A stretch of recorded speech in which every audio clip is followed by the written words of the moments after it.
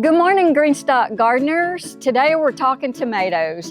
I'm Susie, the lead gardener here at GreenStalk, and we're going to cover a little bit about the varieties that I'm growing and some general information.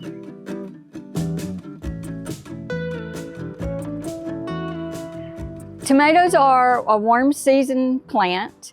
They can be started from seed or starter plants. We have a video on seeds and starts. You can go back for more information if you want to see that. They do better, in my opinion, if they are planted from starter plants because you can plant them deep. But they most certainly can be direct sown into the GreenStalk. There are hundreds of varieties of tomatoes. They're generally broken down into large, medium, and cherry tomatoes. The large ones are considered slicers. The mediums are like this celebrity right here that I'm growing. It's been one of my favorite to grow in the GreenStalk. We have sun sugar over here. That is the little yellow tomato. It has been a little bit finicky and difficult to deal with, but it has produced the best tasting tomatoes ever. Back here I have a Cherokee Purple even. And then one of my favorites also to grow in the GreenStalk is the Husky Cherry Tomato. Tomatoes are thirsty plants and they do need a lot of nutrition. It is possible to get too much water on them. If they stay saturated, sometimes the skins can split. The soil that you need to grow them in needs to be rich. If your soil, the potting soil that you're using does not have a good strong built-in NPK, then you need to add some granular to the soil before planting, and then you will also need to do maintenance. I use Happy Frog potting soil, which is full of nutrients, so I don't generally add anything to it, but I do maintenance fertilizer, liquid fertilizer, the Grow Big and the Tiger Bloom. In the beginning, I like to either use Grow Big in the beginning and then switch over to Tiger Bloom, which is higher in phosphorus, to help promote more blooms.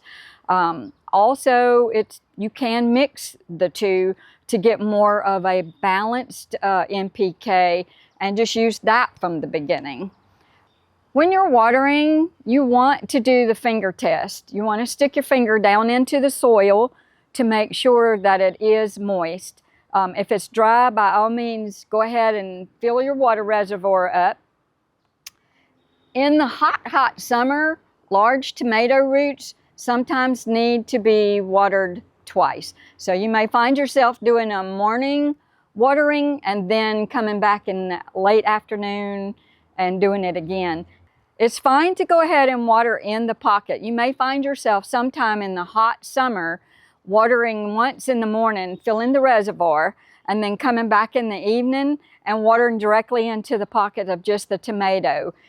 If you have multiple plants in your GreenStalk and only the tomatoes are wilted, go ahead and just give them a shot of water in the afternoon. So harvesting tomatoes, it's really best for them to ripen on the vine. You're going to get your best flavor then. If you're having a pest problem and you need to pull them green, try to pull when they have a little bit of color on them.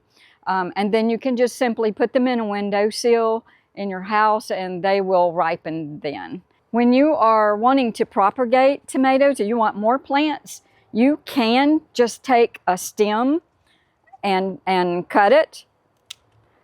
Cut the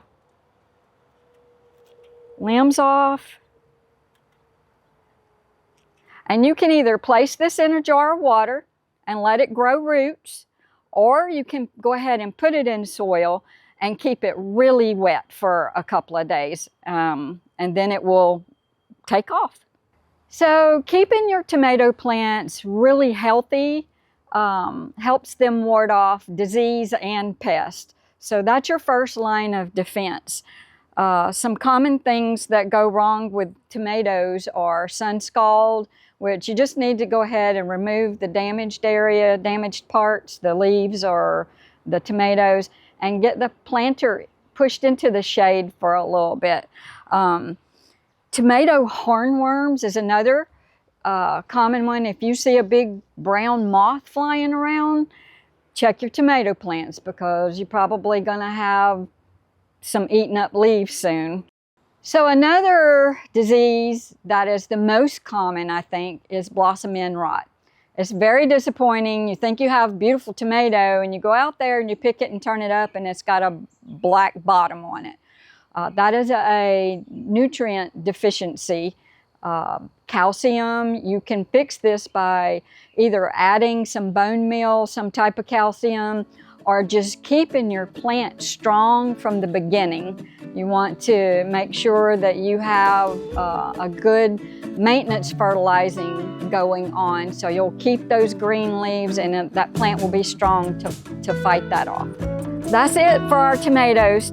We've enjoyed having you with us today. I hope your tomatoes are doing as well as ours. Take a look at our other videos and don't forget to visit greenstalkgarden.com. Bye.